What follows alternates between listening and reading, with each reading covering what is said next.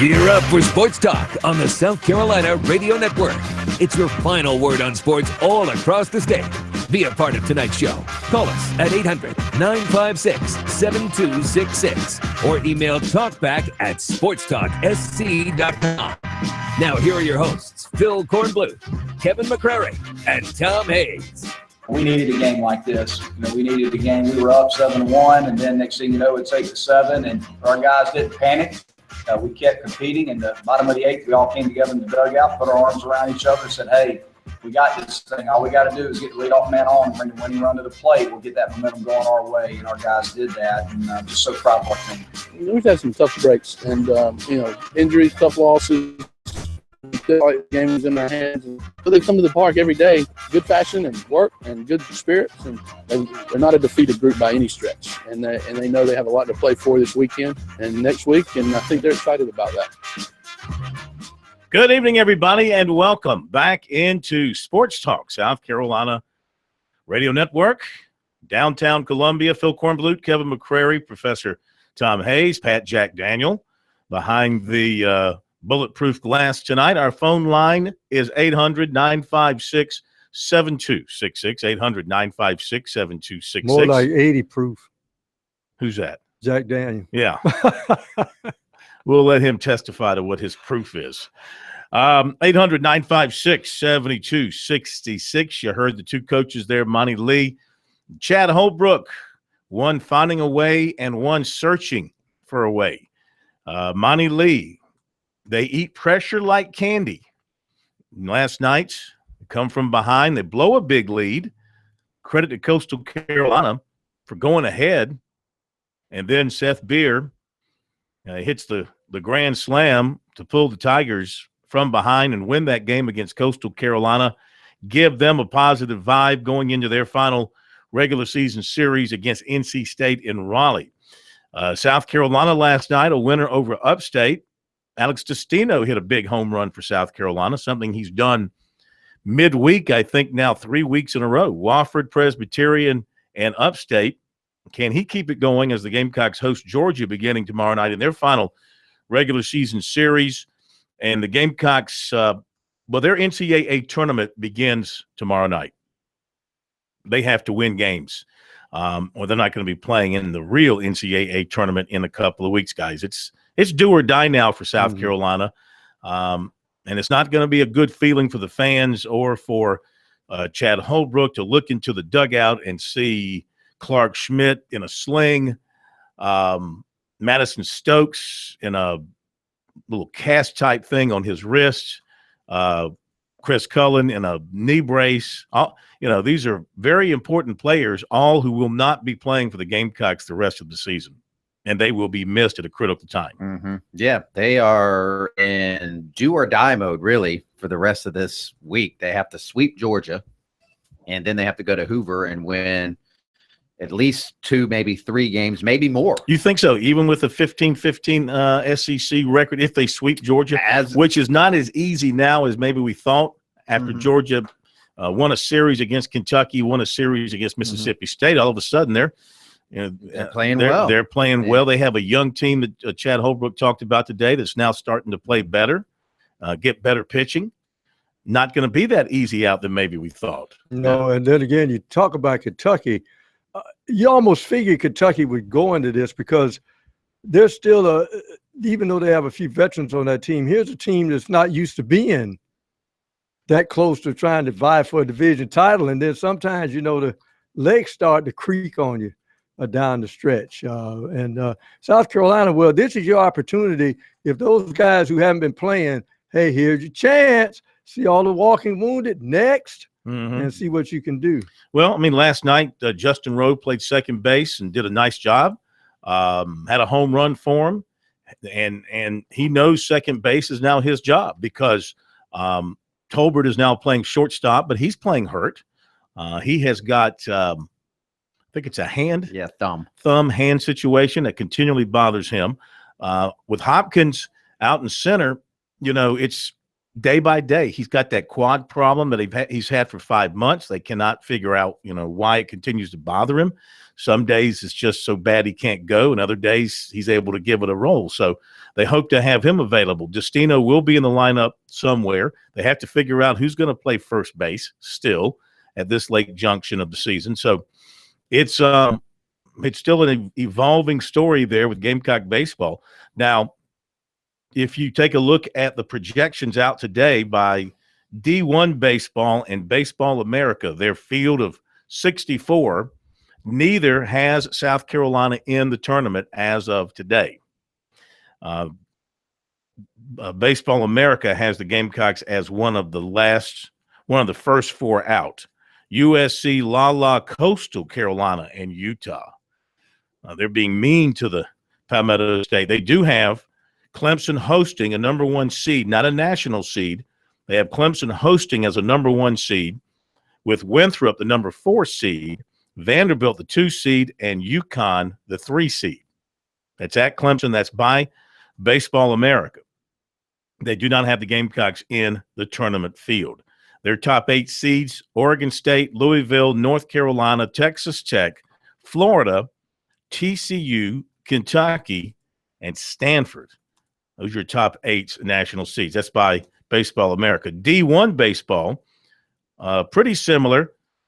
The Tigers also will be hosting, according to D1 Baseball, Winthrop the 4 seed. The only difference, instead of UConn as the 3 seed, they plug in Mercer as a 3 seed and Vandy as the 2 seed. So that seems to be the thought here of the experts. The Big South champion will go to Clemson. An SEC team will go to Clemson as a 2 seed, and maybe the Southern Conference champion will be there as a 3 seed. But again, they have South Carolina out of the tournament. So yes, for the Gamecocks, the NCAA tournament begins tomorrow night at Founders Park. How will they respond? Will Crow will be on the mound, and he was a winner. Well, the team was a winner the last time he started, right? They won the first game at Missouri. Mm-hmm. Yeah, then they lost the next 2 Saturday and Sunday. Won the first game at LSU, too. Mm-hmm. So, they just got to figure out a way to get Adam Hill some runs in that second game. He's not had a whole heck of a lot of – none of the pitchers get a whole heck of a lot of run support from the Gamecocks, with their offense being as feeble as it's been all season. But that is the road ahead there for South Carolina. Tough loss for Coastal Carolina last night, no doubt about it. But Chanticleer has been playing some good baseball, and they'll have a good chance to win the Sun Belt tournament when it comes up next week, and earn their way back into the NCAA tournament, if not earning an at-large bid. And Winthrop looking good in the Big South right now. The Big South tournament coming up next week at the ballpark in Lexington.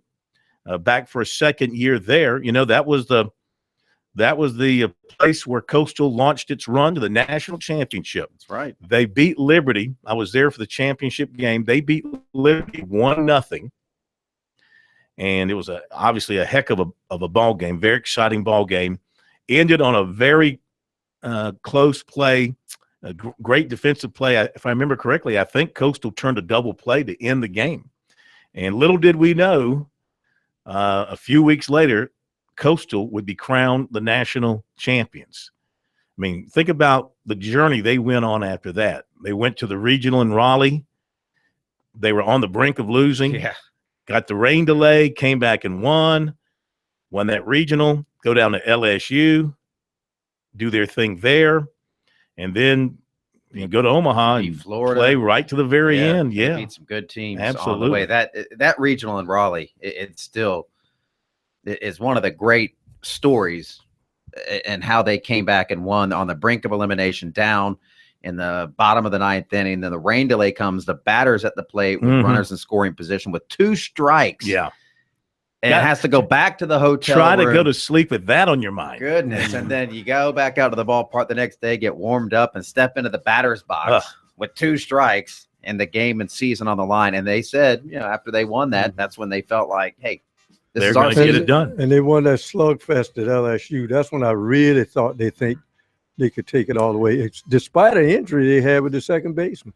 Tennessee will be looking for a new baseball coach. Dave Serrano is giving it up after 6 years in Knoxville. We'll talk about that coming up. 800-956-7266. Back in a moment.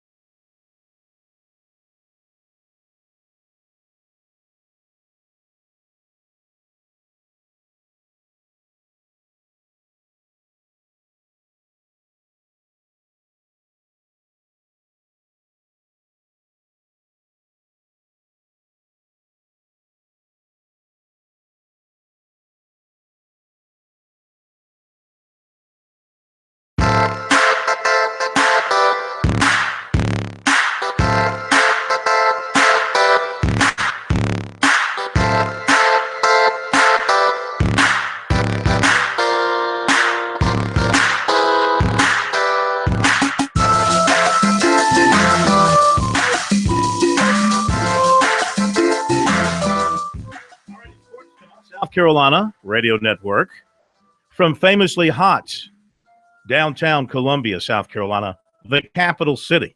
Glad to have you with us wherever you are stuck in traffic this afternoon. If you're out for a walk, a jog, maybe a jog, as who's that's from see, that's a movie comment there, K-Mac. And they are stuck on 126 right now. Are they really? Yes. I'm sure they're stuck on 126, 526, 85, all over the state. People heading home, heading out and about. The Anchorman. That was from the movie The Anchorman. Ron Burgundy. Learning about this thing called jogging, or as he called it, yogging. You remember that, don't you, K-Mac? I do. So you always accuse me of not watching great award-winning movies. Congratulations, Cornblit. You cited a movie. You made a movie Correctly. reference. Yes, you made a Correctly. very astute movie reference. All right, 800-956-7266. The NBA draft lottery. Of course, I think the draft lottery is the biggest joke in sports. I've talked about this many times over the years. I mean, it's an indictment on your league that you don't trust your teams to play hard and competitive, even when they're eliminated from postseason play.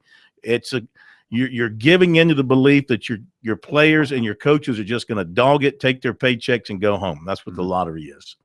And that's exactly what Houston did. That's exactly what San Antonio did. It's what the Lakers tried to do, but they couldn't even fail correctly. They won 5 games. But you know what I enjoyed more than anything else about last night? It had Celtics 1, Lakers 2. Just sort of how it is in real life. This is Celtics 1, Lakers 2. This is why I didn't like it. Historically, it's been that way. Currently, it's that way. This is why I didn't like it. In the future, it will be that way. This is why I didn't like it. I think the lottery again was rigged. This time to have the Lakers number 2 because they knew Boston ain't going nowhere near Ball, and Ball wants to go to Los Angeles. Oh, I hope so. They made sure Los Angeles. I so hope that happens. Gets number 2. I just want to. Not drafting his dad, Corn. But he's going to be there. But Did you hear about him today on Cowherd's show? But here's the thing. You guys just a jerk. Everybody puts him on the air. I mean, they're getting what they want. It's a dog and pony show. We will not show, have him on our show. But that's what people do. They go, oh, look, can you believe what he said? Well, you know what he's going to say. You put him on the air, and he says it. You pull his string, and you give him a microphone in a nationally televised audience, and then we criticize and are aghast by the things that he says. Yeah. But they're not drafting. Whoever drafts Lonzo Ball, they're not drafting his dad. But it is, that's to me a red flag. He's going to the Lakers because if anybody can handle him, is Magic Johnson. Because if Magic Johnson can't talk him down, Magic can take him in the back room and break him in half. This is a guy that's already publicly challenged Michael Jordan. You think he's going to back down to Magic Johnson? He won't back down, but he'll get beat to a pulp. You see how big Magic is now? A friend of mine suggested this today. He's also a big Celtics fan. How about the Celtics trading the number 1 pick, maybe a couple of veteran players, to the Pelicans for Anthony Davis? No, they won't go for that. Who won't go for that? But here's the deal. The Celtics or the Pelicans won't? No, the Pelicans won't. But look, Anthony. Look, here's the deal. Drunk on you power. still well, no, I want me a big man. No, I want me a big man who can block shots and rebound. You can have one, but and score. But just not this year. See, what you do is you get a nice, strong guard in Jimmy Butler, number 1 pick, and anything else Chicago throws in. But see, here's the key to the Celtics. You got to know that you still have at least 1 or 2 more years. That's right. Where you can switch the number 1 pick with the Nets. Yeah. So you don't have to hit the lottery with this pick. You can sit back because you got 2 more picks sitting back there that the Nets gave you for Paul Pierce, who's out of the league, Kevin Garnett, who's retired. Area 21. Love that piece. All right, 800-956-7266. Couple of quick things. I was surprised. I don't know how many of you who follow recruiting were surprised. I was surprised. Master Teague III, he put out his final 3 this afternoon. South Carolina, I thought would be in it, not in it. And Clemson, which did not offer it, but was recruiting him and might have offered him in the future, not in it. He ended up going with Auburn, Georgia, and Tennessee as his final 3. So South Carolina now goes hunting elsewhere for a running back, and Clemson still trying to hang in with Zamir White in North Carolina, though. Interesting that Georgia would be included on Teague's list, considering most people think White's going to end up at Georgia. and he would play second fiddle to this kid. This white kid, I mean, he's supposed to be like the next Herschel. Why does it have to be a race issue? All right, K-Mac. Is the heat getting to you? Man, I think so. By the way, it is like 95 degrees in our studios here. Our poll question, who is the state athlete of the year? And people are voting in big numbers. It is a tight competition, seriously. Sindarius Thornwell, I think for the first time, has gone on top with 128 votes, 34%. Deshaun Watson is next at 33%. Aja Wilson is at 32.5%. If you haven't voted, go to our website, sportstalksc.com. Let your voice be heard. Speaking of Thornwell, going through some of the mock drafts now that the draft order is set, I haven't been able to find in any of the mock drafts that I looked at last night in the first or second round, I didn't see any locals. I didn't see any Sindarius Thornwell. I didn't see any Jerome Blossom game. I didn't see any P.J. Dozier. Wow. If you're P.J. Dozier and you're not picked, what do you do? That's spicy meatball. He'll get picked. And you think so? And they'll get a steal because Milwaukee, I thought, got a steal when Brogdon dropped as low as he did. That was ridiculous.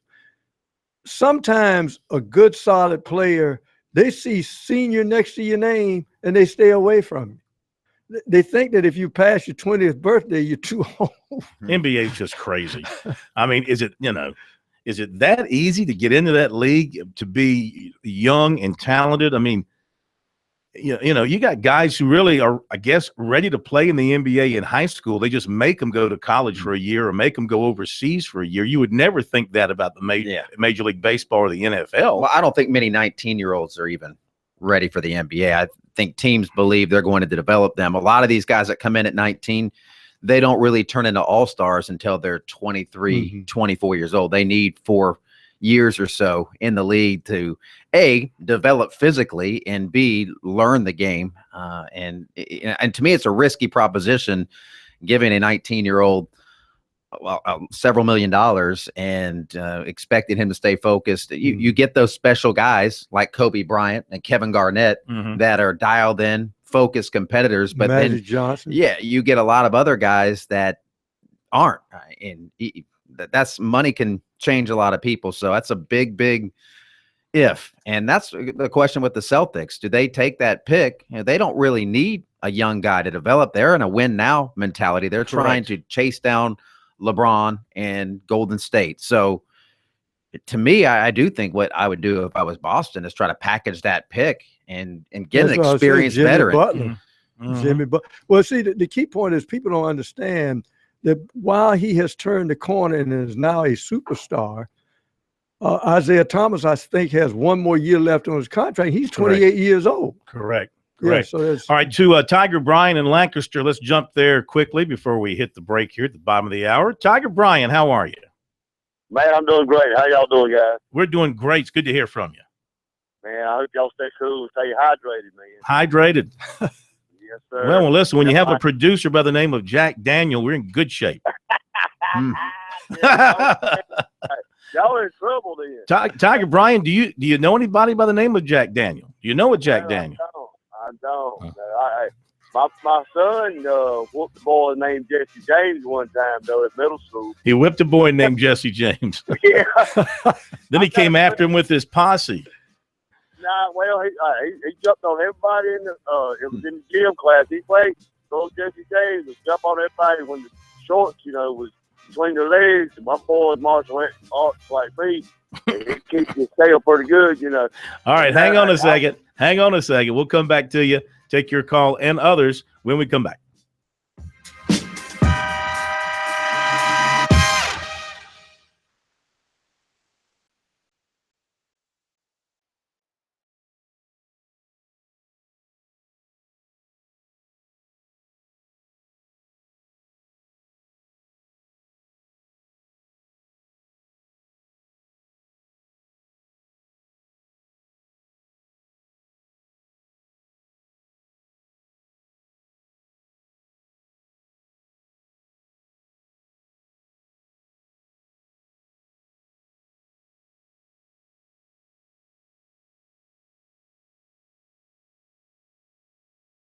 We want information.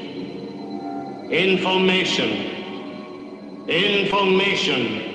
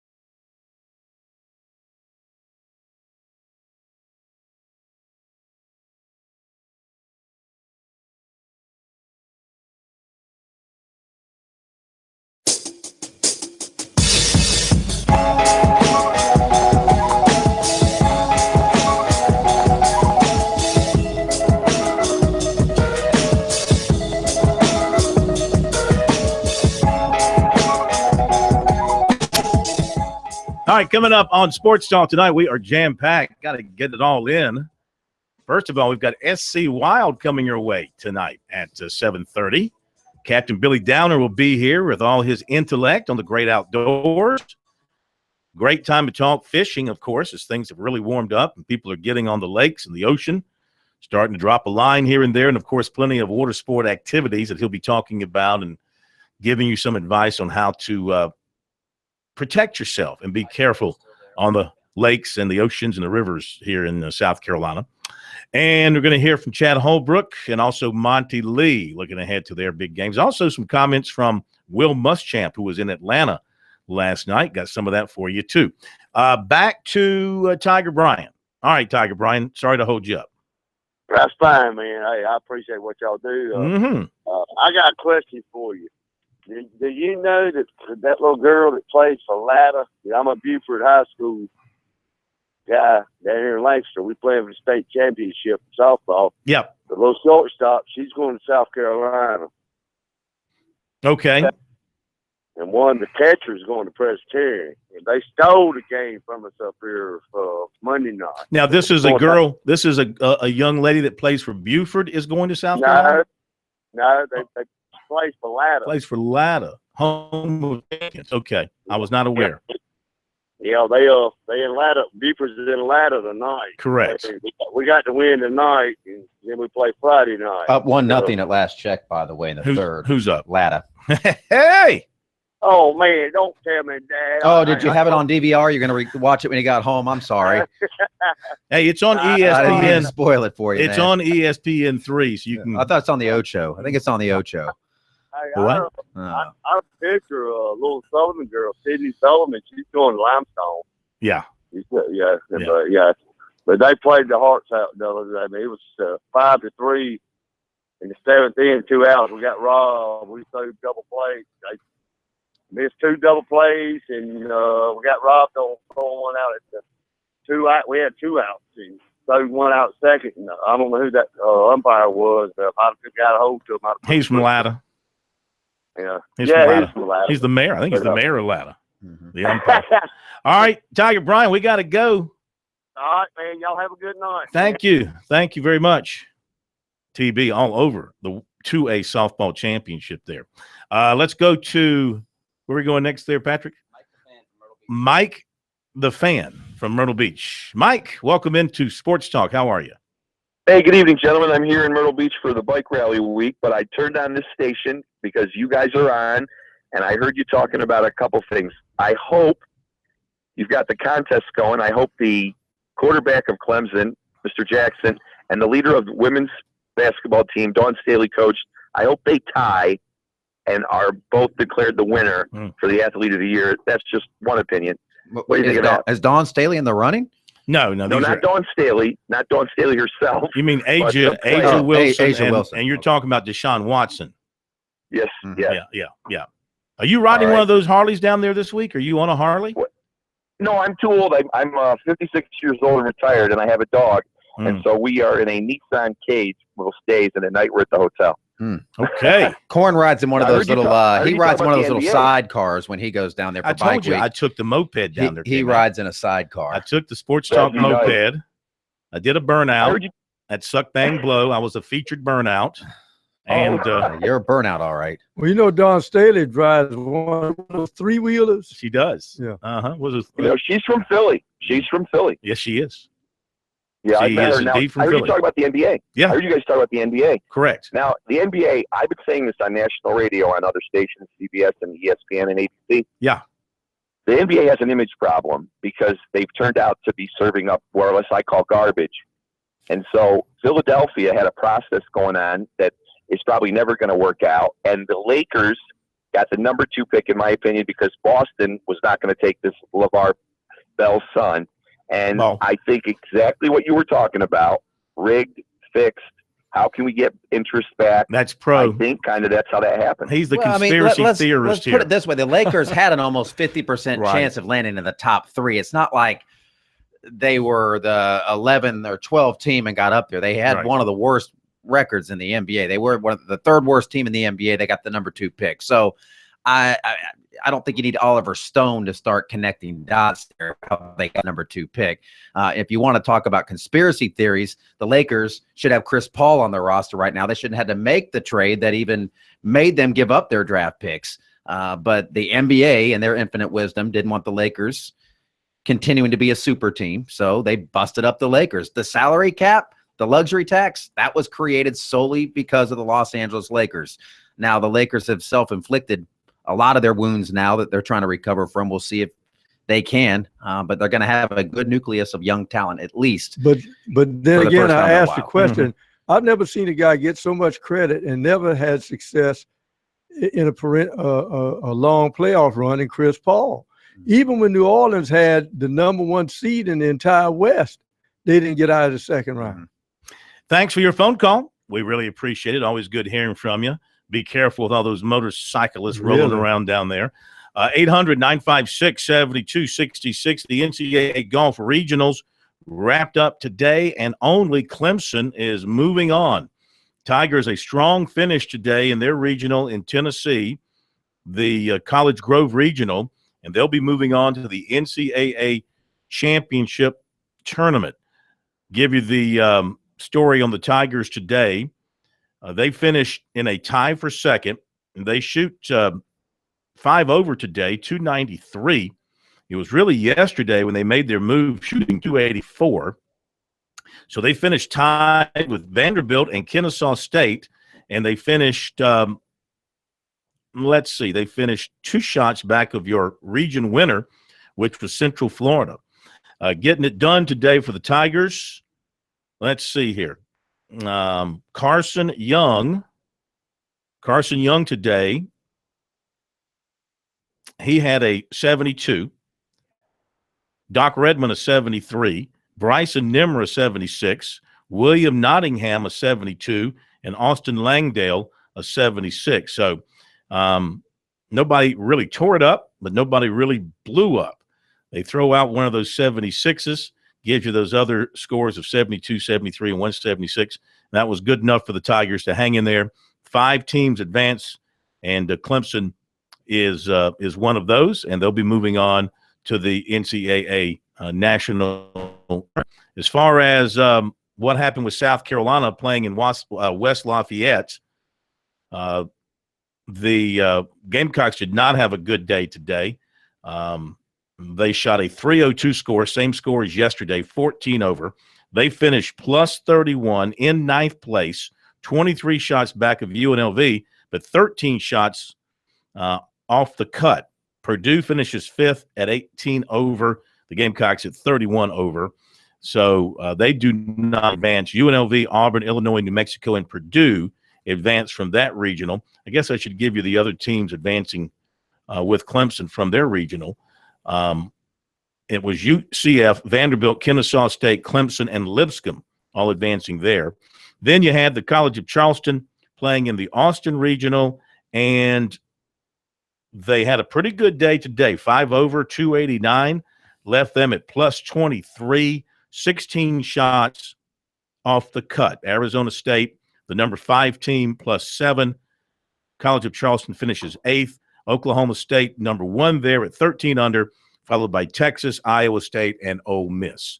So those are the teams going from there. So Clemson moves on to the NCAA tournament. We have the USC women and the Furman women advancing. Did we not have the Clemson women, right? And the Clemson women, that's right. Yeah, all three advanced to the women's tournament, which begins next week. So there you go. That's the story on that. Break coming up. We'll come back with recruiting for you. Also, comments from Chad Holbrook. We'll talk about looking ahead to Georgia. How's he holding up? Who, Chad? Yeah, Chad never really, at least with the media, you've been around him, never really shows that he's bothered by anything. He believes in his team, loves his players, thinks good things are ahead, and they're just going to keep on trying to win games, which they must do starting tomorrow night against Georgia. That's coming up next.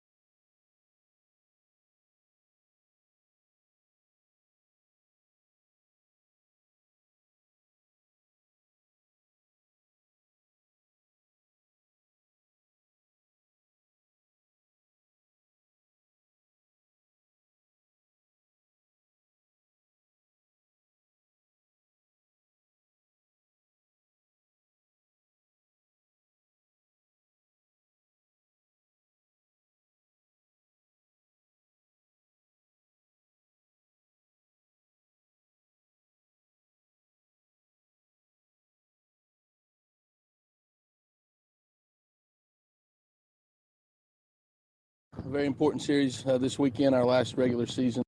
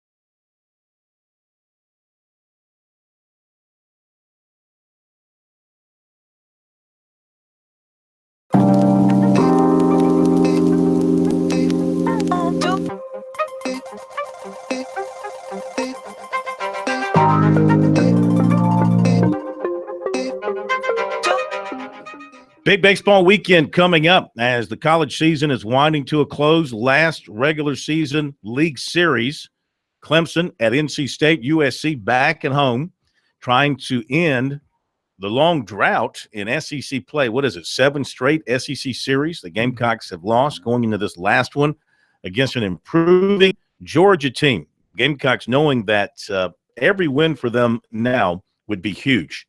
They need to build their resume, win some games, try to get back to 500 in the league, and then go to Hoover next week, play on Tuesday, try and win that game, and then earn 2 more games in the main draw. Earlier today over at Founders Park, Chad Holbrook met with the media to talk about the task ahead. A very important series this weekend, our last regular season SEC series against Georgia. And, with where we're sitting right now, obviously every game is extremely important, and we need to try to get off to a good start tomorrow night against Georgia. And we need to play our best baseball of the year. We have some guys out, but that's okay. We still got to play the games, and we still got to play well. I think Justin Rowe played extremely well last night, filling in for Madison, and we're just going to have to continue to pick each other up and come together and play great baseball. Obviously, how we play this week is going to determine a lot of what comes the next couple of weeks. So it's just where we are, and let's play great baseball. We're looking forward to it. It's our last weekend for some seniors on our team, and obviously it's a big weekend with the magnitude of the game. So we're excited about playing at home against a rival in Georgia, and we look forward to trying to play our best baseball season. Georgia seems to have gotten a little better here late. They have good players. They got some older guys in the lineup. Pitching is coming around now and pitched better of late, and they're coming off of 2 big series wins, one at Kentucky and obviously against Mississippi State. So we know they present a great challenge, and we've been kind of more focused on ourselves over the last several days, and hopefully we just play our best baseball. And, that doesn't guarantee us we're going to win necessarily, but we just got to keep putting ourselves in position to win games, and hopefully we can make that pitch or make that play when the game's on the line this weekend. We failed to in previous weekends.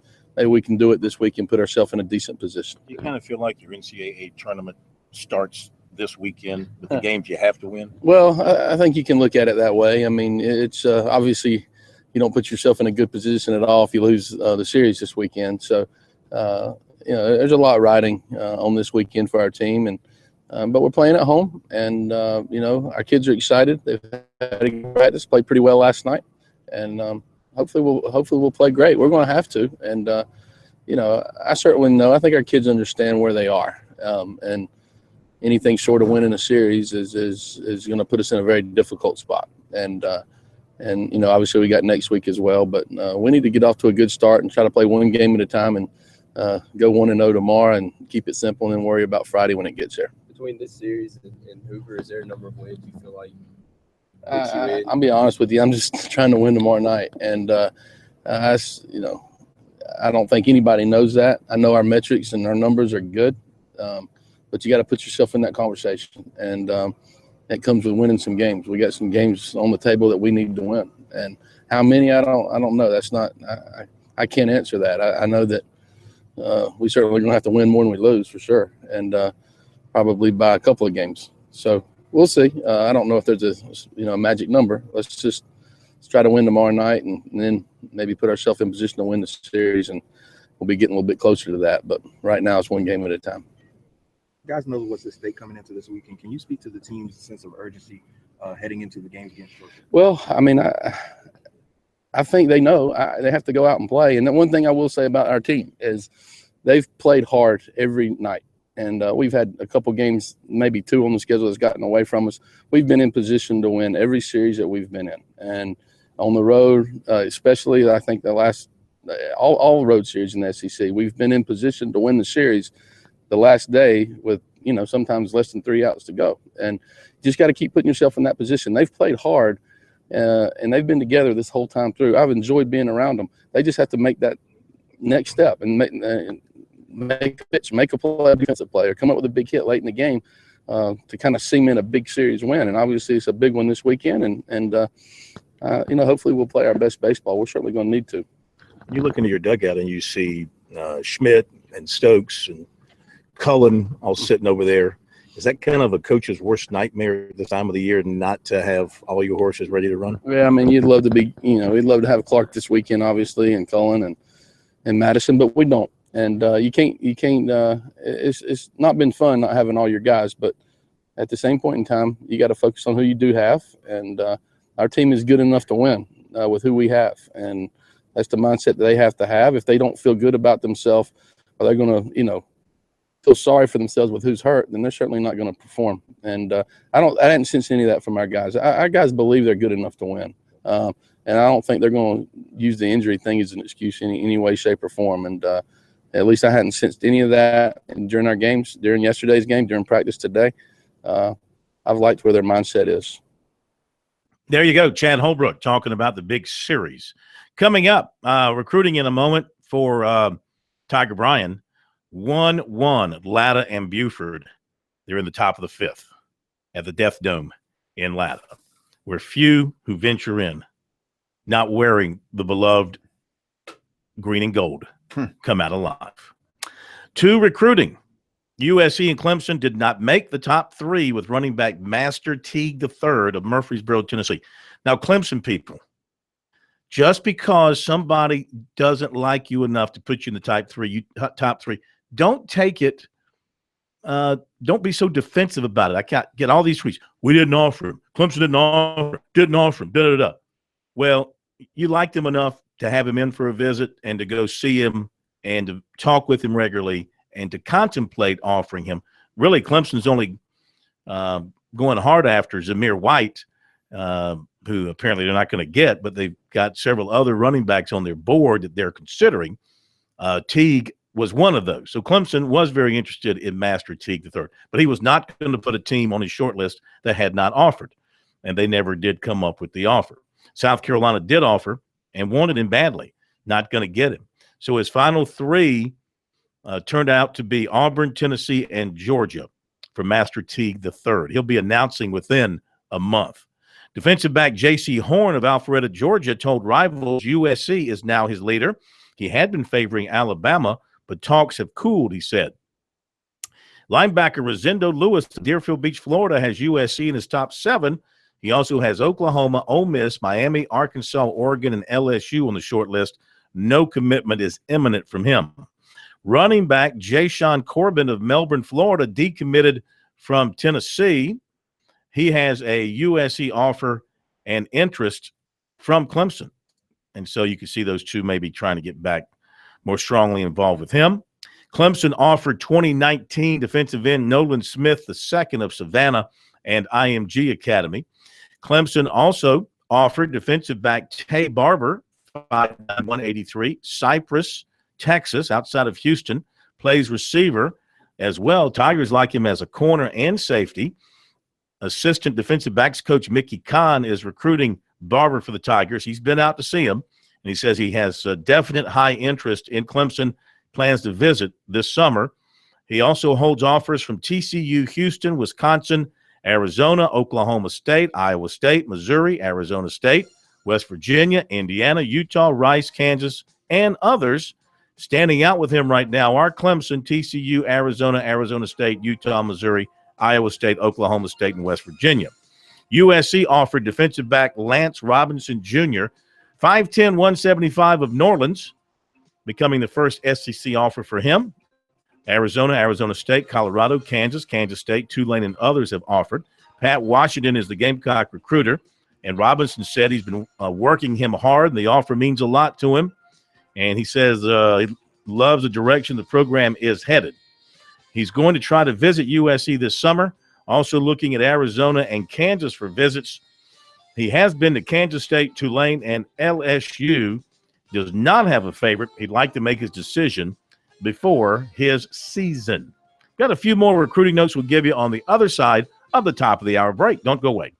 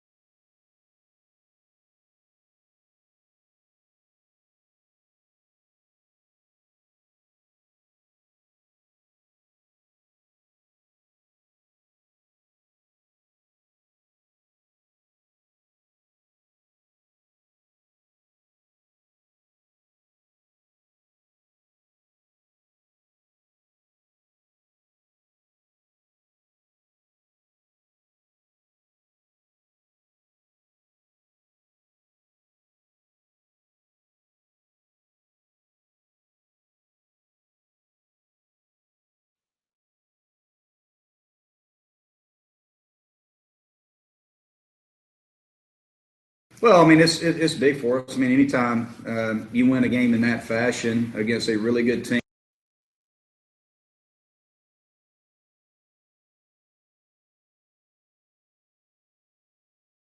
Well, he just hasn't got back into throwing like Tyler can throw. I just think he, over the course.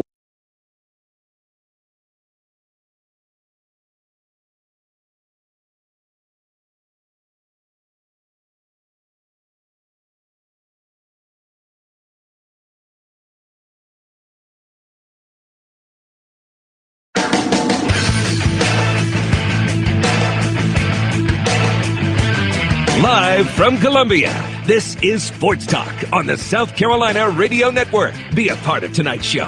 Call us at 800-956-7266 or email talkback@sportstalksc.com. Now, here are your hosts for Sports Talk, Phil Kornblum, Kevin McCrary, and Tom Hayes.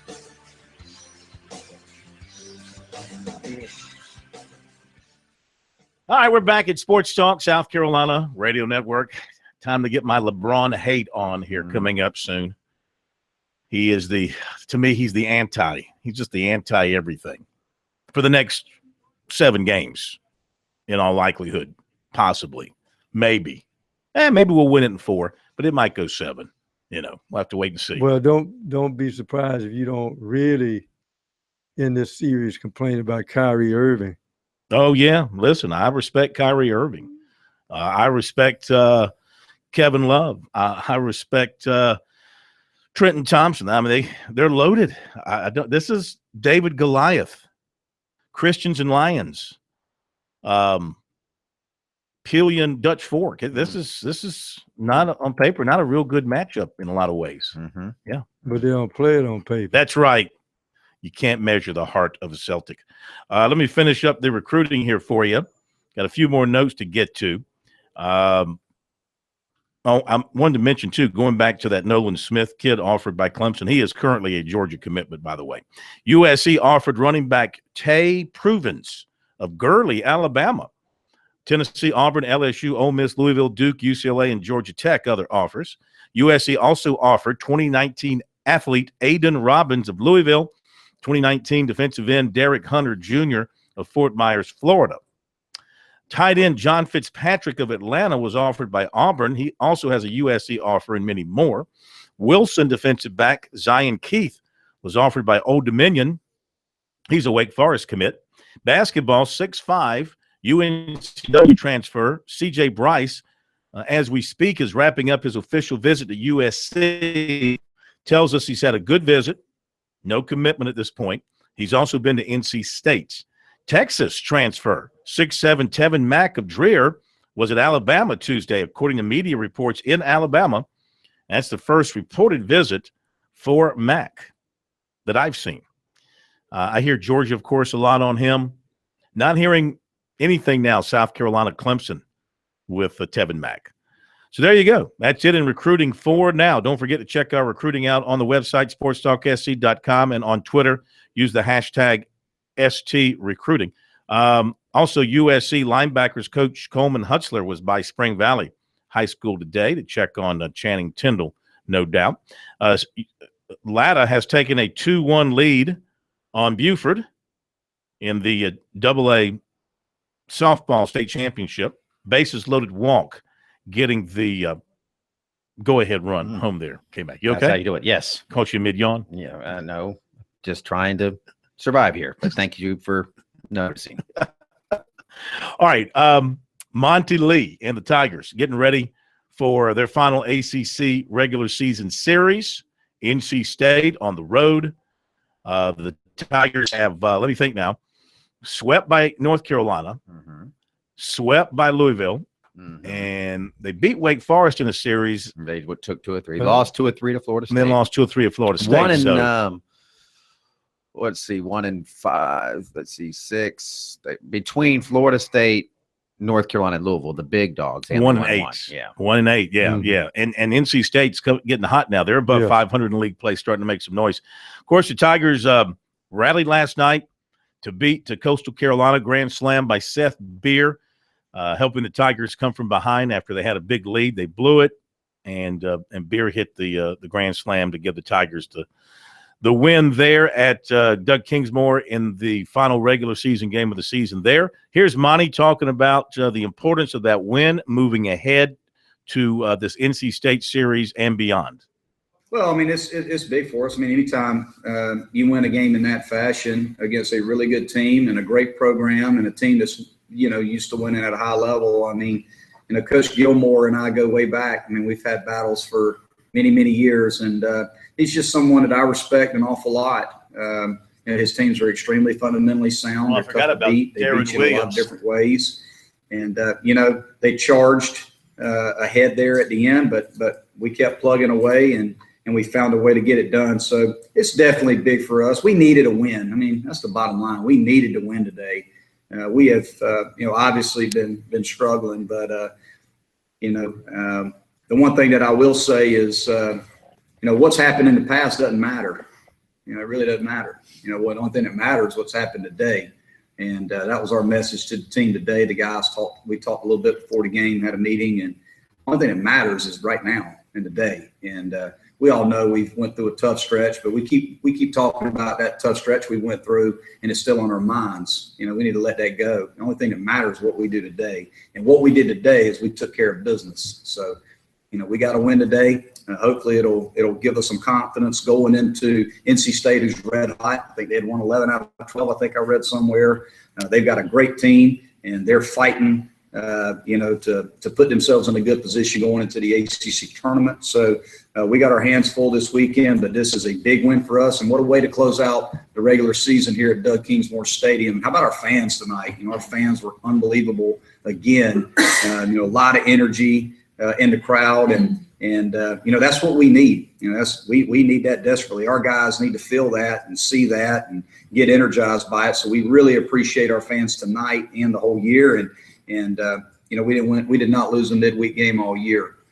We've had a lot of ups and we've had some downs, but one thing we've been consistent in the middle of the week. So it's good to close out the regular season here at home with a win against a great club, and look forward to going to Raleigh tomorrow. You've been down a couple of arms in the bullpen for a few weeks now. Are you any closer to getting some of those guys back? We're hoping to get Brooks back. Brooks has been battling some illness for quite a while. We're hoping to get him back. He's been feeling better.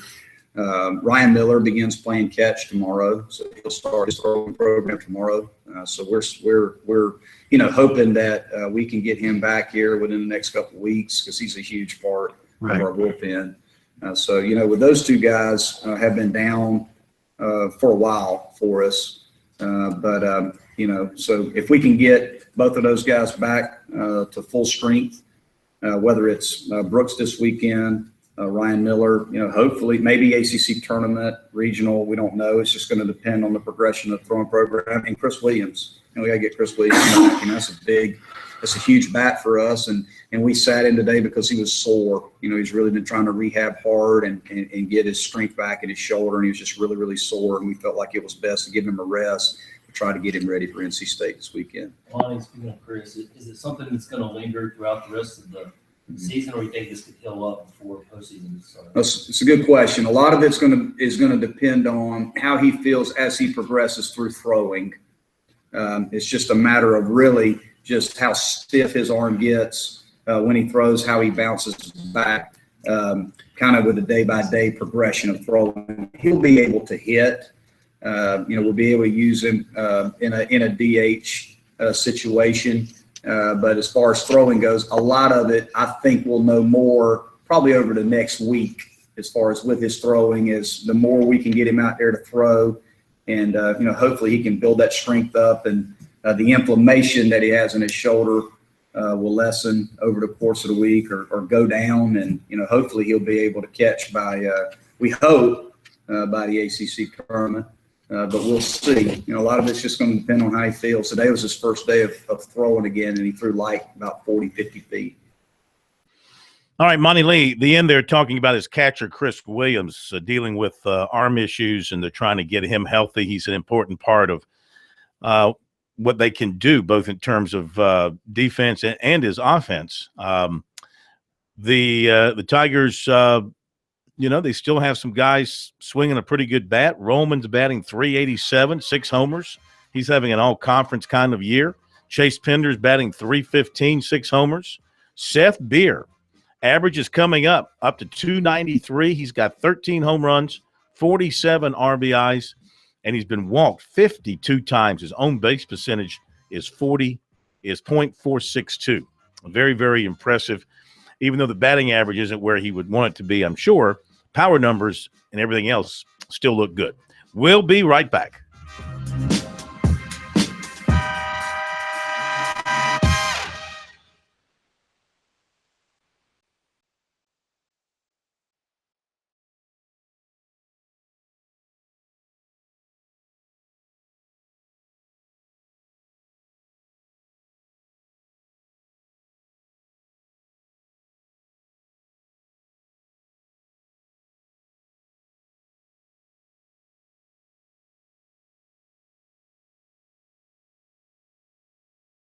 Gary Gilmore was about to enter the center of the mail drum.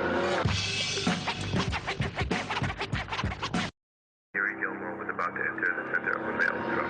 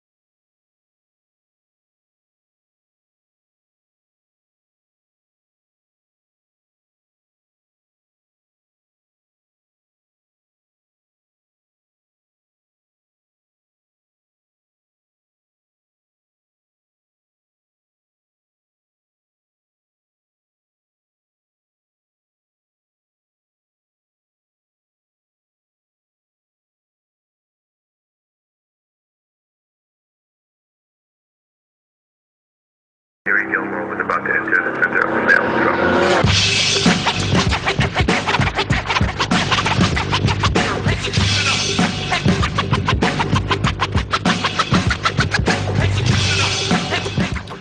Now we're getting a lot of calls about this score, so we'll update it. Latta leading Buford 8-1. Oh yeah. Oh, we at least was it a lot of calls or one person making all the calls? 8-1. 8-1. Didn't say what inning they're in, but Latta has exploded over Buford. Sorry about that, Tiger Brian. Mercy rule. Mercy rule. I think you got to get like a 10-run lead or something like that. Latta baseball got mercied yesterday, so maybe they'll do it. I think they do it tanked so they have more energy in this game. All right, Mark Cuban. Thank you very much.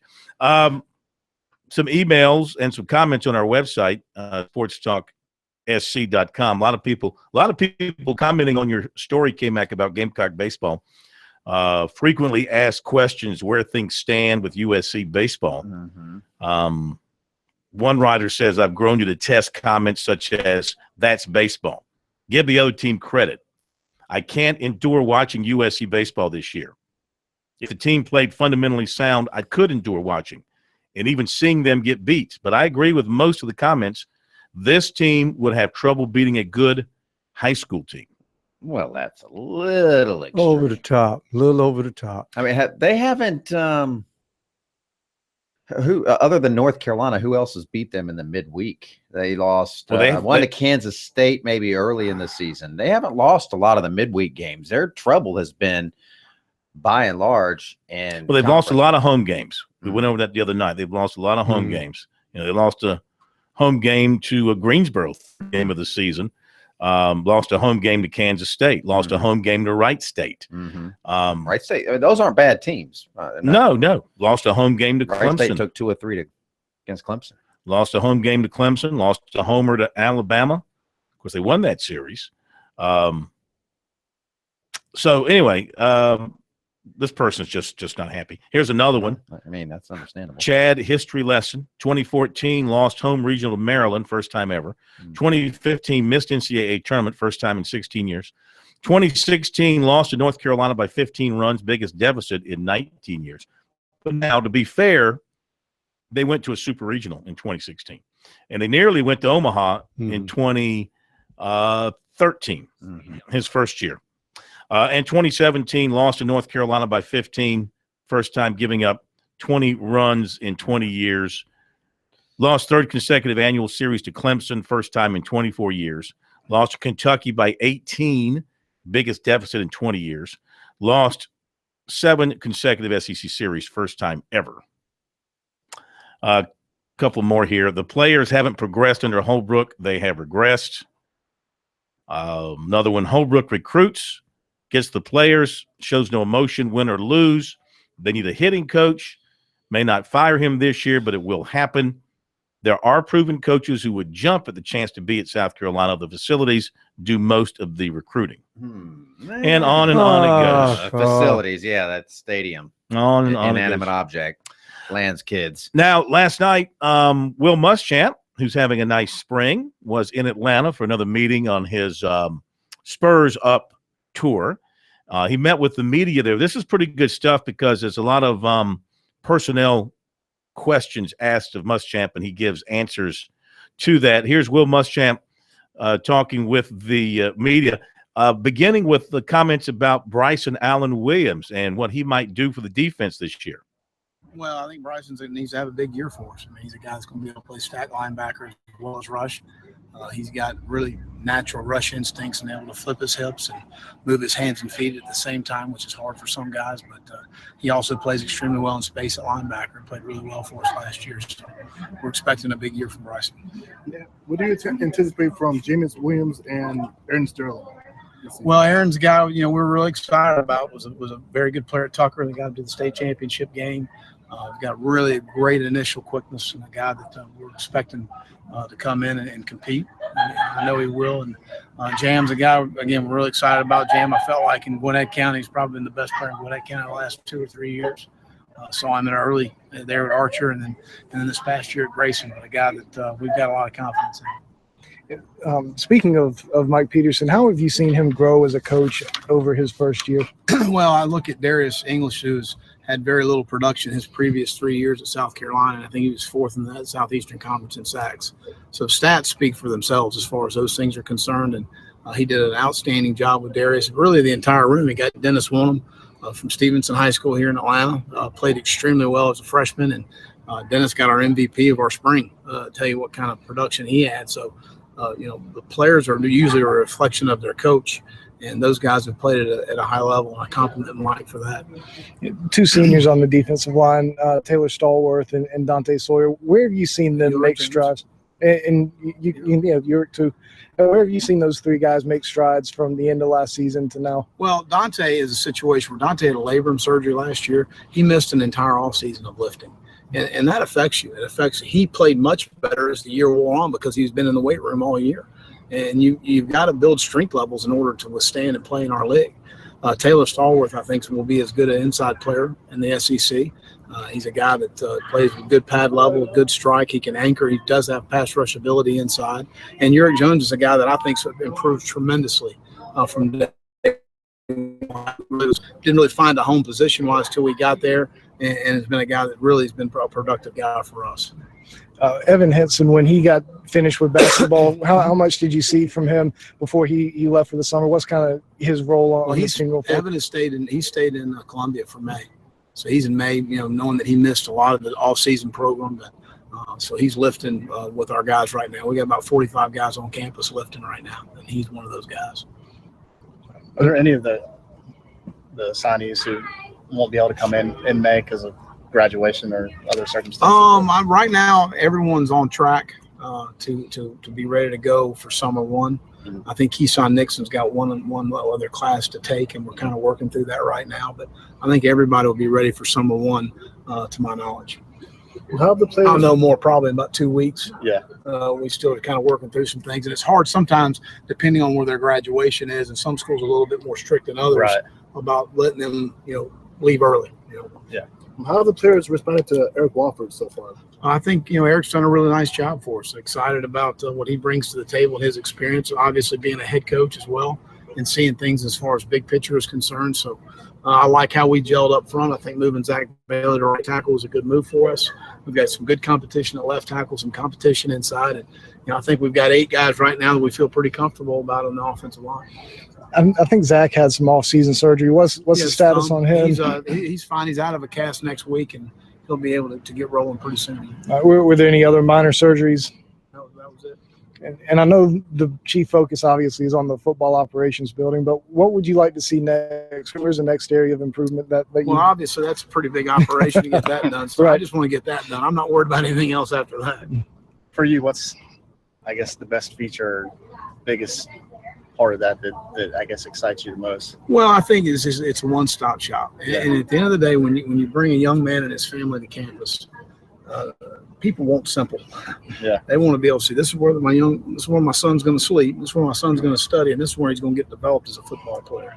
And they don't like fracture. They don't like complicated. And right now we're a little complicated, in my opinion. And it's going to be exciting to have everything under one roof, and for a young man and his family to see the direction of the program. Coach Tanner always talks about the investment in the student athlete. And really, in my opinion, in the football program, this is the first time we have wholeheartedly invested in our program and not piecemealed our program. And so that's what's exciting, and that's what's going to be different about South Carolina. What's been the most challenging aspect of turning around the Gamecock program since arriving? I think regardless of where your program is, every day is challenging, but it's also an opportunity to embrace every single day. I love going to work every day. I work with great people. We work with great kids. We're all in the boat rowing in the same direction, and we're going to get there. And it's a fun process to work through. I enjoy that part. That's what you do. That's why you do what you do. And I enjoy building the program from where we were to where we are now. And as we move forward, we certainly are a long way from being where we want to be. Good stuff from Will Muschamp. That's off GoGamecocks.com from his visit yesterday in Atlanta, saying all the right things. I mean, if you are a Gamecock fan and you are hoping for somebody who is going to come in and build from the ground up something that might stand for a while, this could be the guy. We'll be right back.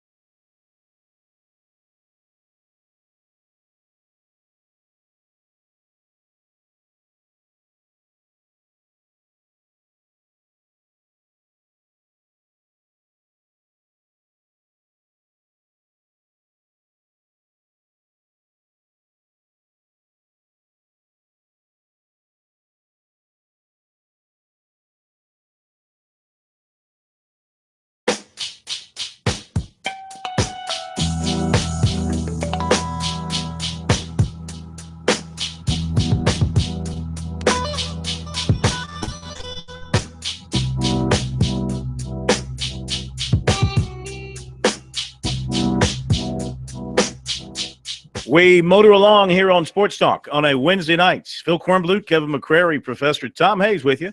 Now we got time for your calls if you'd like to join us. 800-956-7266. Give old Pat Jack Daniel a call and say hey to him. 800-956-7266. Email talkback@sportstalksc.com. On Twitter, it's the hashtag for recruiting, of course, hashtag ST recruiting, and for the Sports Talk website at SportsTalkSC on Twitter is the Twitter location that you need to know. Coming up, a few more comments from Chad Holbrook talking about some of his personnel, dealing with the injuries, getting some people ready to play here as they hit the end of the regular season and look ahead to the postseason, which they hope will be longer than just the one game there in Hoover. We mentioned earlier Dave Serrano resigning at the end of the season as the baseball coach at Tennessee. Tennessee's 27-22, 7-18 in the SEC, and looks like they're not going to make the SEC tournament. He met with the athletic director on Monday night, and then a release was put out today by Tennessee that Serrano would be stepping aside. He was making $450,000 a year. He was an assistant coach at UT in 95-96, teams that won 97 games and reached the 95 World Series. And he went out west, did a great job there. He won nearly 70% of his games at Irvine and Fullerton, going to the World Series each time. But at Tennessee, his career record is 157-160. In the SEC, 55-117. Never has won more than 12 games in a SEC season to this point. And so Tennessee baseball continues to struggle. And they got a beautiful facility there on campus and some tradition. They have not been – now listen, people are griping about South Carolina and a little bit sometimes about Clemson. Tennessee has not been to the NCAA tournament since 2005. That's a drought. Mm-hmm. Ron Delmonico was the coach. He was fired 2 years later. Shouldn't have been. And they have been lost in the forest There we ever go. since. That's what happens when you cut loose a guy. The difficult thing is, Cohen, maybe you can correct me if I'm wrong, but I know you get a lot of JUCO kids, but it seems to me to have a good, solid baseball program, your recruiting, just like anything else, has to be somewhat territorial. And, it's difficult for a guy that's coached and on the West Coast for most of his professional career and ask him to come to Knoxville, Tennessee and recruit, because all his recruiting, I guess, his ties are out West. Yeah, most of them, I'm sure. But, South Carolina and Clemson pull in players from, the bulk of their players are from the geographical area of South Carolina, North Carolina, and Georgia, but they'll occasionally reach out through JUCOs or something else. They have that kind of draw because they're nationally elite programs.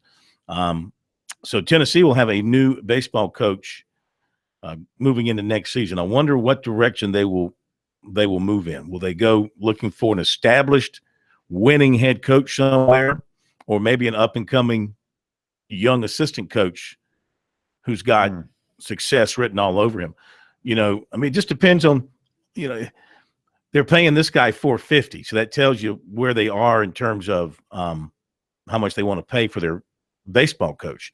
I'm not sure where that ranks overall in the SEC, but among the top programs, I would imagine that ranks pretty low. Yes.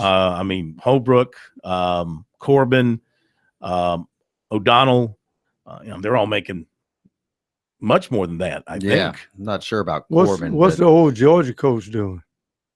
Dave Perno, he's coaching high school football in Athens. Okay. Yeah. He'd probably do it for $450,000. Pick up the phone, give him a call. Well, you know what? You could do a lot worse, I think. How about a call to Ray Tanner? What if Tennessee called Ray Tanner? Well, you saw his answer to the question when Ray will Gene give Sapikoff asked him if he would ever coach baseball again. He said, "You never say never. We'll give you $1 million a year and your own chalet up in the mountains there." Isn't that what that's called? Little mountain chalet. Chalet. Chalet. It's like a little Yeah. condo or something up in the mountains, tucked away up there. How about an A-frame? Yeah. A cabin. Cabin up in the woods there. All right, so we'll see what happens with that Tennessee situation. A couple of other notes. One of the state's top high school basketball players is headed out of state. Trey McGowan at Wren announced he's going to go to Hargrave Military in Virginia for his senior year. 6'2" guard, averaged 18 points, 4 rebounds, about 7 assists per game last year to help Wren reach the state championship finals. Got a lot of offers, including Furman, Wofford, and UNC Charlotte. Speaking of that, in basketball recruiting, 6'7" Kalu Azipke of Sewanee, Georgia, was at Clemson and Furman today, according to Dan McDonald of Rivals. He's a 2018 guy, so he's making the rounds. Also, from Clemson, Terry Allen, former Tiger running back who's been working with the football program, has been hired by the Arizona Cardinals. And he is the second Bill Bidwell fellowship coach with the Cardinals, and he'll help out with the running backs the next 2 seasons. This fellowship gives retired NFL players a chance to gain experience coaching in the pros. Levon Kirkland was the first recipient of the fellowship with the Cardinals. Allen had been helping out with co-offensive coordinator Tony Elliott at Clemson. And he also was a student coach intern, simultaneously working towards his college degree. He spent 10 years in the NFL, had over 8,000 rushing yards, and 73 rushing touchdowns. Terry Allen Not bad. Terry Allen is the first running back I can remember, Cohen, that had 2 significant knee surgeries, and then it looked like he lost a step. That was frightening. And it was a lot different with Yeah. major knee injuries when he had his. And now it's not as big of a deal, but he did come back and have a great career. He was a late take for Clemson in that recruiting class, and he was recruited at first as a defensive back. They looked at him more as a defensive back. Clemson's secondary coach of the day was Don Denning, if I remember correctly, and he was recruiting him. And I don't know if it was Chuck Reedy or if it was Danny Ford, looked at him and said, this guy's going to be a running back in our offense. And the rest is history. Derek Mason, they like him at Vanderbilt. And they have given him a 3-year contract extension. He is now signed through 2021, university option for 2022. He is going to get a raise. His base salary was $2.5 million in 2015. Now, Vandy doesn't have to disclose as a private school its financial information. But according to the Tennessee, and that's the most recent salary info that they have on him, they're also giving his assistants raises and better contracts, apparently, at Vanderbilt. So they like what he is doing. I think it's went to a bowl game last season, went 6-7. I think it's a good move. I mean, it's a building process at Vandy. And let's face it, he kind of cut his teeth at a tremendously high academic school in Stanford, and they get it done there. Maybe he's got the recipe he can cook up in Nashville. I would think that, what he learned coaching there at Stanford, he can certainly carry over to Vanderbilt.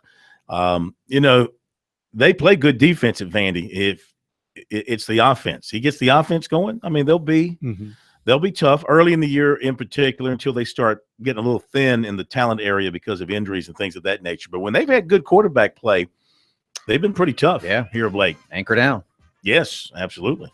All right, we'll hit a break, and we'll be back with more sports talk in a moment. 800-956-7266. I think it's gone final now, and Latta is your 2A softball state champions. I can hear the reaction across the states as people stand up and cheer. Another state championship going to the home of champions, where it belongs. We'll be back in a moment.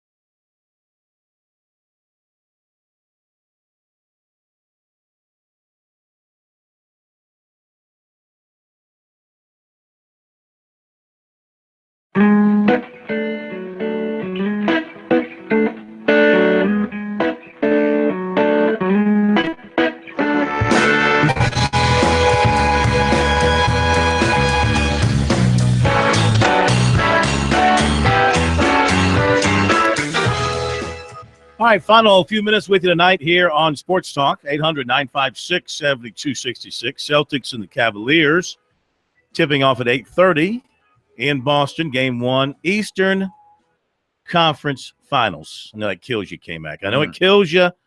See my team continuing to grow and improve and win, and your team continues to suck. And we'll continue to suck over the next several years. How many years in a row have y'all been out of the playoffs? I love that you still are obsessed, though. They are living rent-free in your head. The Lakers still in your head. You're in the Western Conference Finals, and every night you haven't been in the playoffs in how many years? Every night you have to talk about the Lakers. How many years? 3. That's embarrassing. When's the last time the Celtics won a championship? That's embarrassing. When? That's embarrassing. It's been 5 years. Okay. We won a championship every 5 years. Who's won a championship more recently? I think it's been 5 years. What is this, 2017? More than 5. It's been more than we 5. won it okay. 2009? That's 2009? okay. 10? Yeah. 12? No, Lakers won in 10, my friend. They had 2 So we won in 9. We Try won that in again. 9. We won in 9. We should have won in 10. Yeah. Had that one won. Had it in our back pocket. Who won it, though? Who won in Had 2010? a key player go down with an injury. Who won it in 2010? That would be the Slackers. Okay. Yeah, the Slackers. I don't know that team. Yeah. That's the team out on the West Coast there. Back to the phones we go, and then we'll bring you some final words here from Chad Holbrook. Stan in the swamp. What's up, Stan? How are you? I'm doing great. How about yourself? We're good, thank you. Hey, that's wonderful. Look, I am inquiring about the gentleman, the running back from North Carolina, who is one of the higher-rated running backs in the country. And I just wondered, I heard that he was hooked up with Georgia, which seems to be very often that they get the premier running backs, and I just wondered if that was a true statement. Well, he hasn't committed yet. His commitment date is June 27th. Georgia, according to his coach, who I talked to a couple of weeks ago, is the leader for him. Clemson continues to work him, trying to get him, I don't know if he's going to visit anymore. I think he's kind of tired of the whole process now and just ready to shut it down and make his decision known on the 27th. In his mind, he might already know where he's going, and he's just cruising to the 27th. People seem to think it's going to be Georgia at this particular time. Well, let me ask you this. Do you think they promised him if he could get as many as 2 arrests and still play? Probably. Okay. It is Thank Georgia, you. isn't it? Yeah. Thank you. Let's where no good promise goes unpledged to recruits. Wow. At Georgia. Wow. Thank you very much. We appreciate your phone call. Wrong. That was wrong? That's wrong. Everybody's so hard on the Georgia Bulldogs. Well, I mean, they bring it on themselves. Well, then again, you can They're be low-hanging arrested fruit. and acquitted. You don't have to be guilty. The annual winners of the Phil Fulmer Cup. I mean, they wear the crown proudly. Mm-hmm. And we're starting to hit the real dangerous part of the year for Georgia. Yeah. Chad Holbrook, some final thoughts from him. He spoke with us earlier today. I say us, I mean a group of media over at Founders Park, getting ready for Georgia. Speaking of the Georgia baseball team coming in this weekend, and beginning Thursday, Friday, Saturday. And, he's dealing with a lot of injuries and things of that nature. He's trying not to make any excuses, which he's not. But when he's asked questions about playing without some top players, of course, he has to respond to that. And so he knows with the guys who are sidelined at this particular time, they're going in shorthanded to some degree against this Georgia team. But, like he said, they're going to play every game and do their best. And hopefully for them, he hopes to come out on top. Well, he just hasn't got back into throwing like Tyler can throw. I just think he, over the course of his injury and coming back, he's kind of lost his confidence a little bit in the strike zone, and that's always been his strength. It's not stuff. It's not how hard he's throwing. It's just his command has not been what it was prior to his injury. And a great bullpen session this week with Coach Myers, and we feel good about where he is. It's one of the first bullpens that Coach Myers has been able to be with him, just because one, he's been throwing a lot, and two, his bullpens have been taking place in the course of the game when he's getting loose and getting ready to come into a game. So I think they ironed some things out mechanically and feel good about where he is right now. And he just needs to come in there and be Tyler Johnson. And Tyler Johnson's a guy that's got a great arm that can throw strikes. And he stumbled a little bit because he's lost command of the strike zone. What lineup do you feel good about this weekend? And in particular, left field, DH, first base. Those things I'm going to have to continue to think about and look at the matchups and the splits. And, they're going to throw 2 lefties at us, in the first 2 games. And obviously, TJ is a guy that needs to perform the way he's capable of performing for us in the outfield. Puts another right-handed hitter in there. And I just got to decide on what to do at first. I wrestle with Ross and I wrestle with Hogan. It's just a little give and take there. It's I like Ross in the batter's box, but Riley swings a pretty good bat and is a little bit better defensively. So, but I can also DH Ross and put him in there from a DH standpoint, but that might make us a little bit weaker in the outfield. So I don't know if there's a perfect answer right now. We'll study it tonight. We'll watch some more video and see kind of what strengths I need to have in there versus the pitcher that we're facing, and we'll make a decision at some point tomorrow. You feel like you have to have Destino in there? Yeah, I think so. I mean, Alex is, he's swinging the bat a little bit better now. He prior to going to Missouri, he had a really good stretch, big home run last night to help us win the game. And, I like him in there. He's just a guy that commands some respect in the other dugout, and he might get pitched around from time to time, but he can create some things for us too. So I know he's disappointed with his batting average, but he can pop the ball out of the park at any time, and he's got experience, and we certainly need his bat in there. We need Carlos and Alex swinging the bat together at the same time for us to be the formidable offense that we want to be. With Rowe in there, do you feel like he maybe sees more pitches, battles, that kind of stuff? Yeah, Rose got a great plate approach about him, and he can handle the bat. You can hit and run with him. He's a he's a lot like Jonah Bride in some respects in regards to the way he thinks the game, the way he can play the game, his polish. You can put him in about any spot, and you feel good about him trying to get it done. Whether he needs to hit a fly ball, hit behind the runner, get a bunt down, you usually feel good about Justin being in there. He's a fundamentally sound player. And so we, he had a good night last night, and hopefully he can carry that into this weekend. All right, Chad Holbrook, hoping that things come together for his team over the next 3 nights or 2 nights and an afternoon, and the Gamecocks can win enough games to squeeze into the NCAA tournament. And if they make it into the NCAA tournament short of winning the SEC tournament, guys, they will be squeezing in. Because right now, according to the experts who put those projections out there, the Gamecocks are not in the tournament. And sometimes you have to squeeze in.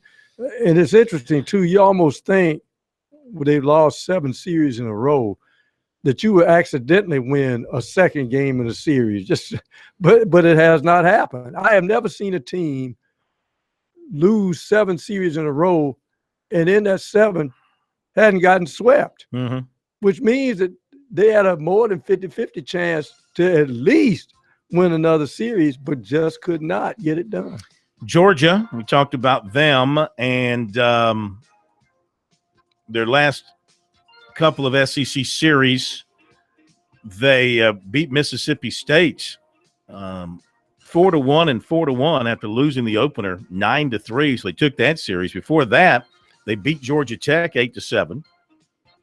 Then they took 2 out of 3 up at Kentucky, winning 6-3 and 5-3, losing 7-4. They beat Georgia Tech again back in April. So they won both games against Georgia Tech this year. They've had some good wins here of late. Now, they were swept by Florida in Athens, but all 3 games were tough, 6-4, 6-3, 4-3. Wow. So this is not going to be the walkover I thought it was going to be. We shall see. Thank you, Pat Jack Daniel, Pro K-Mac. Have a great night, everybody. We'll see you tomorrow.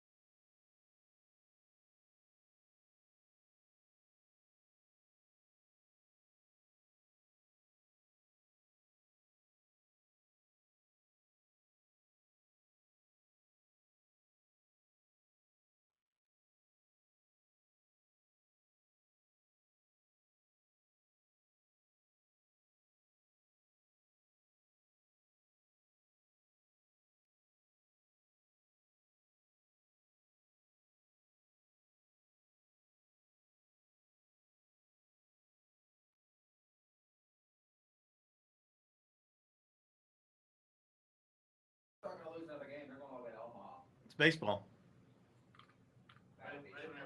Holy smokes. That voice is loud. All right, here we go. You dropped your line? I want to make sure that line's dropped. Okay. All right, here we go. Coming down in 3, 2, 1. USC and Clemson did not make the top 3 with running back Master Teague III of Murfreesboro, Tennessee. In 3, 2, 1. USC and Clemson did not make the top 3 with running back Master Teague III of Murfreesboro, Tennessee. He released his final 3